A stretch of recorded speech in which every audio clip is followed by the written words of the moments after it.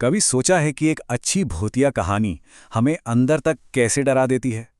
तो आज हम एक ऐसी ही कहानी को जरा खोल कर देखेंगे और समझेंगे कि कैसे माहौल और शब्दों से डर का एक ऐसा जाल बुना जाता है जिससे बाहर निकलना लगभग नामुमकिन हो जाता है। चलिए इस भूतिया बस की सवारी शुरू करते हैं।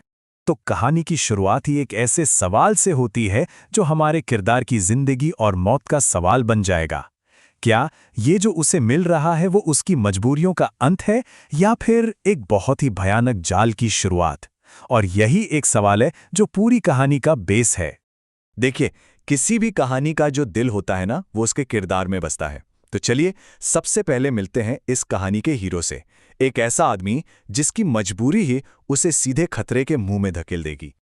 यह है धनंजय, एक काफी तजुर्बेकार ऑटो ड्राइवर, लेकिन आज वो बेरोजगार है। और इससे भी बड़ी बात, उसकी मां अस्पताल में है जिसके बिल भरने हैं।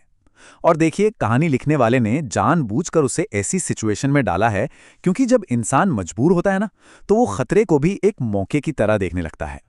और ठीक तभी उसकी जिंदगी में आता है एक अमीर बस ऑपरेटर किशोर। वो उसे एक पुरानी बेकार पड़ी बस चलाने की नौकरी देता है। और बस यहीं से कहानी में एक ट्विस्ट आता है। एक उम्मीद की किरण दिखती है, पर क्या ये वाकई एक मौका है या अंधेरे की कोई गहरी परछाई? महीने के 20,000 रुपए। अब सोचिए, ये रकम उस वक्त के हिसाब से बाकी ड्राइवरों को मिलने वाली सैलरी से कहीं कहीं ज्यादा थी। तो ये सिर्फ एक सैलरी नहीं थी, ये एक चारा था, एक लालच था। और कहानी का पहला बड़ा सुराग कि बॉस, कुछ तो गड़बड़ है। और देखिए, खतरे के संकेत हर तरफ थे। दूसरे ड्राइवर आपस में कानाफूसी कर रहे थे। उस बस का पुराना ड्राइवर मोती अजीब तरह से डरा हुआ था। सैलरी जरूरत से ज्यादा थी। और तो और मालिक खुद कह रहा था कि अफवाहों पर ध्यान मत देना। मतलब ये सारे के सारे रेड फ्लैग्स थे। लेकिन धनंजय वो अपनी मजबूरी में इतना अंधा हो चुका था कि उसे कुछ दिखाई ही नहीं दिया। तो अब धनंजय अपनी पहली सवारी के लिए निकल चुका है और यहीं से कहानी में डर का मीटर धीरे धीरे ऊपर जाना शुरू होता है। और पहली बार कुछ ऐसा होता है जो उसके होश उड़ाने वाला है। पहली ट्रिप, शाम का धुंधलका छा रहा है। बस पूरी तरह खाली है और बस स्टॉप एकदम सुनसान। यहां कहानीकार ने बहुत चालाकी से अकेलेपन और खामोशी का इस्तेमाल किया है, क्योंकि असली डर शोर में नहीं बल्कि ऐसे ही जानलेवा सन्नाटे में पैदा होता है। और तभी अचानक धनंजय की नजर पड़ती है कि बस की सबसे पिछली सीट पर एक लड़की बैठी है। वो बस में कब चढ़ी, कैसे चढ़ी, उसे पता ही नहीं चला। बस यही वो पॉइंट है जहां असलियत और वहम के बीच की जो लाइन है ना, वो धुंधली होने लगती है। अब जरा इस बात पर गौर कीजिए कि डर को कैसे धीरे धीरे स्टेप बाय स्टेप बढ़ाया जा रहा है। लड़की पहले पिछली सीट पर थी, फिर वो बीच वाली सीट पर आ जाती है, फिर अगली सीट पर और आखिरकार ठीक ड्राइवर की सीट के पीछे। मतलब क्या कमाल का तरीका ये दिखाने का कि खतरा कैसे कदम ब कदम नजदीक आ रहा है और बचने का कोई रास्ता नहीं है। और फिर जब धनंजय उसे रियर व्यू मिरर में देखता है तो उसके होश उड़ जाते हैं। उस लड़की की आंखों में पुतलियां हैं ही नहीं, सिर्फ सफेद आंखें। कहते हैं ना कि आंखें रूह का दरवाजा होती हैं, तो सोचिए बिना पुतलियों वाली आंखें। इसका सीधा मतलब है कि सामने जो भी है वो इंसान नहीं है, उसमें रूह नहीं है। और फिर बस का पूरा माहौल ही बदलने लगता है। बस के अंदर एक अजीब सी ठंड भर जाती है। खिड़कियां अपने आप खड़खड़ाने लगती हैं।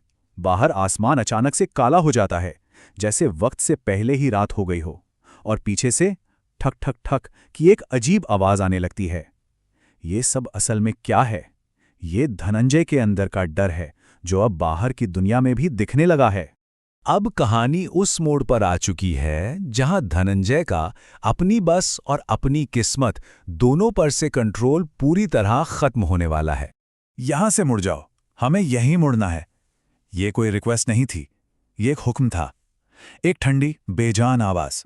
और इसी एक पल में सब कुछ साफ हो जाता है कि असली ड्राइवर कौन है। और फिर स्टीयरिंग व्हील खुद ब खुद उसके हाथों से छूटकर घूम जाता है। बस सड़क छोड़कर एक घने अंधेरे जंगल की ओर मुड़ जाती है। ये बेबसी का वो पल है जहां इंसान की बनाई मशीन उसी के खिलाफ हो जाती है। अब ये बस धनंजय का वाहन नहीं, उस भूत का हथियार है। जैसे ही बस जंगल में घुसती है, धनंजय को एहसास होता है कि बस अब खाली नहीं है। वो खामोश मुस्कुराते हुए चेहरों से भरी पड़ी है। मतलब अब खतरा सिर्फ एक का नहीं था, वो कई गुना बढ़ चुका था। और धनंजय चारों तरफ से घिर चुका था। अब हम कहानी के आखिरी पड़ाव पर हैं। यहाँ वो जंप स्केयर वाला खौफ थोड़ा कम होता है और उसकी जगह एक ठंडी भयानक सच्चाई लेने लगती है।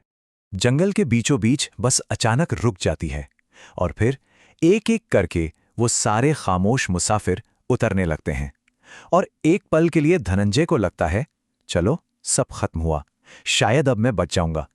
एक झूठी उम्मीद। लेकिन तभी एक बूढ़ी औरत उतरने से पहले उसकी तरफ मुड़ती और कहती है, वो तुझे बताना भूल गए, जो इस बस को चलाता है वो वापस नहीं जाता। बस इन चंद शब्दों में धनंजय की किस्मत का फैसला हो जाता है। बस के दरवाजे अपने आप बंद होते हैं, स्टीयरिंग व्हील एक बार फिर घूमता है और बस धनंजय को अपने अंदर कैद करके जंगल के और भी गहरे अंधेरे में गुम हो जाती है, हमेशा के लिए। लेकिन क्या कहानी यहां खत्म हो जाती है? नहीं, असली खौफ तो अब शुरू होता है, जब हमें पता चलता है कि ये कोई एक हादसा नहीं था, बल्कि एक कभी न खत्म होने वाला चक्रव्यूह था। कुछ दिनों बाद वही बस वापस डिपो में खड़ी मिलती है। धनंजय का कोई अता पता नहीं, सिवाय उसकी पैंट के एक छोटे से फटे हुए टुकड़े के, जो एक्सेलरेटर के पास फंसा हुआ है।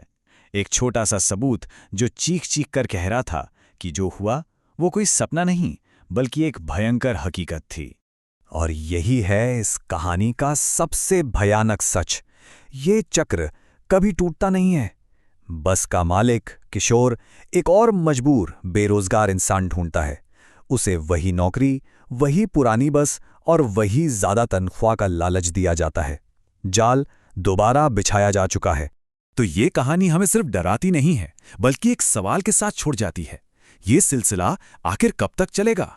और यही इस कहानी का असली डर है। असली भूत उस बस में नहीं, असली भूत तो उस मजबूरी और लालच में है जो हर बार एक नए शिकार को उसी बस की ड्राइवर सीट पर लाकर बैठा देता है।